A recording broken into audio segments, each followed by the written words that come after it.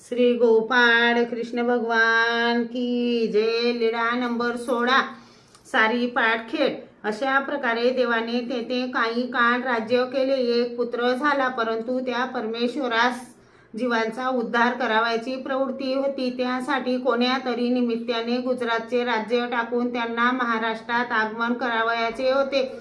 म्हणून देव सरीपाटाचा डाव चौसर दररोज खेळत व जिंकत एके दिवशी मात्र न जिंकण्याचे ठरविले।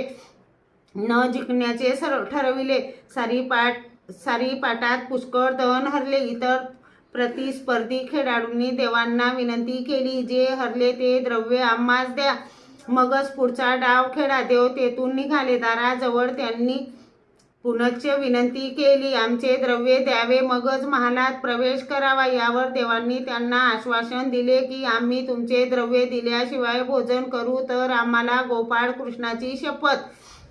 असे म्हणून देवांनी आपल्या महालात प्रवेश केला। कमळा राणीस पूर्ण वृत्तांत कथन करून आज्ञा केली, तुमचे दागिने आणा। यावर कमळा राणीने म्हटले की आम्ही दागिने देऊ तर आम्हालाही गोपाळ कृष्णाची शपथ।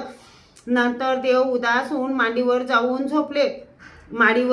झोपले। भोजनाची वेळ झाली। आईने सेवक पाठवला। देव त्यास म्हणाले, भूक नाही। मग आई स्वतःच उठवायला आली, पण देव उठलेच नाही। तेव्हा आईने कमळा राणीला याचे कारण विचारले। तिने मागील सर्व सांगितले। तेवढ्यात प्रधान राज दरबारातून आले आणि त्यांनी विचारले, कुंभाराची आरोगणा झाली की नाही?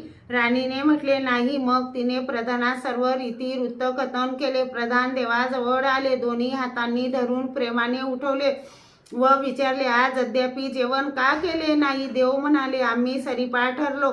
ज्याचे देणे आहे त्यांना म्हटले आहे की तुमचे द्रव्य दिल्याशिवाय आम्ही भोजन करू तर गोपाळ कृष्णाची शपथ। यावर प्रधान म्हणाले, हे एवढे राजवैभव तर तुझेच आहे, यावर तुझी सत्ता नाही का? प्रधानाने पैशाची थैली बोलवली, पैसे पाठवले, मग देवाची आरोगणा झाली। श्री गोपाळ कृष्ण भगवान की जय।